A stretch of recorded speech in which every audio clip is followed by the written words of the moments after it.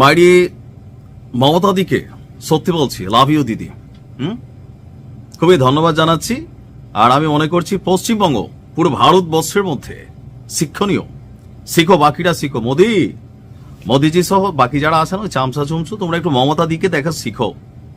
এপার বাংলা ওপার বাংলা মাইরি সবাই ভালোবাসে। That's call politician. একজন রাষ্ট্রনায়ক কেমন হবে? আমি বরাবরই মমতা দিদির ফ্যান ফলোয়ার, যারা আমার নিউজ দেখেন পশ্চিমবঙ্গ থেকে, অনেকে ওনাকে অপছন্দ করেন দীর্ঘদিন ক্ষমতায় থাকার কারণে, কিন্তু ওনার মধ্যে একটা জিনিস আছে, সেটা হচ্ছে কি রাষ্ট্রের সবাইকে একরকম দেখা। যখন পুরো ভারতবর্ষ জুড়ে একটা ধর্মভিত্তিক রাজনীতি চলছে, পশ্চিমবঙ্গ একমাত্র জায়গা যেখানে কুরবানি প্রকাশ্যে দেওয়ার জন্য মমতা দিদি ঘোষণা দেয়। এখানে নামাজ, মুসল্লি, ঈদের জামাত, এগুলো আমরা দেখি সুন্দরভাবে হয়। আর এবার যেটা হয়েছে বিশ্ব ইজতেমা, এত বড় আয়োজন, তাও কয় বছর পর জানেন? 1 2 2 4 5 10 15 20 30 না 34, মানে 34 বছর পর, মানে প্রায় পুরো 3 যুগের কাছাকাছি 34 বছর পর বিশ্ব ইজতেমা। মানে এত বড় প্যান্ডেল, এত সুশৃঙ্খল আয়োজন, ভাল লাগছে। আর এটা কলকাতা বা পশ্চিমবঙ্গের মুখ্যমন্ত্রী হিসাবে মমতা দিদির যদি আন্তরিকতা না থাকতো তাহলে সেটা সম্ভব হতো না। দর্শক, দীর্ঘ 34 বছর পর পশ্চিমবঙ্গে গেল 2 জানুয়ারি থেকে আপনার বিশ্ব ইজতেমার কার্যক্রম চলছে। কোথায় হচ্ছে? পশ্চিমবঙ্গের হুগলির ধনখুলি বিধানসভার অন্তর্গত। বিধানসভা হচ্ছে রাজ্য, মানে থাকে না কুমিল্লা 5, কুমিল্লা 10, ঢাকা 15 এরকম। তো ধনখুলি বিধানসভার অন্তর্গত পুইরান গ্রামে, তা আমরা ওই বিধানসভার যিনি বিধায়ক আছেন তাকেও ধন্যবাদ জানাচ্ছি। প্রায় 60 বর্গ কিলোমিটার এরিয়া, বিশাল। আমি একটা ভিডিও দেখছি এটার।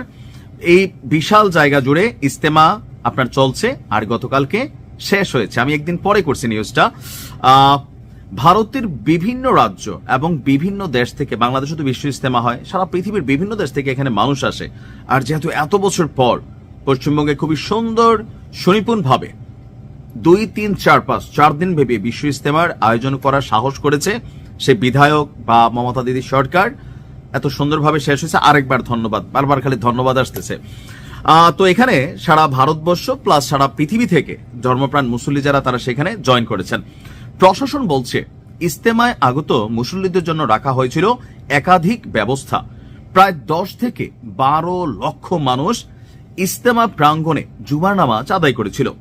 ইজতেমা ময়দানের আশপাশে 170 শয্যা বিশিষ্ট অস্থায়ী হাসপাতাল তৈরি করা হয়েছিল এবং সেখানে সকল চিকিৎসার ব্যবস্থা রাখা হয়েছে। হয় কি, যেমন বেগম খালেদা জিয়ার যে জানাজা ছিল সেদিন এখানে একজন মারা গেছেন। তো এরকম বড় বড় যখন মানুষের সমাগম হয়, ভিড় হয়, অক্সিজেন সংকট হয়, পদদলিত হয়, হুড়াহুড়ি ভিড়াভিড়ির কারণে নানানভাবে ক্ষতিগ্রস্ত হয়, মানে অসুস্থ হইতে পারে, এটা তো কোনো টাইম টেবল নাই। তো দেখেন এখানে কত সুন্দর একটা ব্যবস্থা রাখা হয়েছে। আর 24 ঘন্টা চিকিৎসক এবং যারা স্বাস্থ্যকর্মী তারা সেবা দিয়েছে। ডাক্তারদেরও ধন্যবাদ জানাই। নেপালের বিরাটনগর থেকে ইজতেমায় অংশ নিতে আসা একজন ব্যক্তি কামাল উদ্দিন, তিনি বলছেন যে এ নিয়ে আমি 5টা ইজতেমায় আসছি, বিভিন্ন জায়গায় ঘুরেছি, ধর্মের কথা শুনেছি, আর এই ইজতেমার আয়োজনটা ভিন্ন রকম ছিল। তো অনেক মানুষ যারা এখানে আসছেন সবাই এটার প্রশংসা করেছেন। দেখেন বাংলাদেশেও যখন হিন্দুদের পূজা হয়, পার্বণ হয়, আমরা লোকাল পিপল, বিশ্বাস করেন আমাদের এলাকাতে আমরা কখনো, যে ভারতবর্ষে আপনি এআই ভিডিও দেখেন আর কিছু ভারতীয় ইউটিউবাররা আছে বানায়া বিভিন্ন ভারতের ভিডিও আপনাদেরকে দেখায়। যে গতকালকে একটা ভিডিও বানাইছে, একটা হিন্দু মেয়েকে এআই দিয়া বানাইছে, বলতেছে দাদারা ও আমাকে জোর করে বিয়ে করবে, না হলে আমার বাড়িঘর জ্বালিয়ে দিবে। পুরো ভারতবর্ষ তোলফাড়। দেখা গেল কেটে এআই ভিডিও।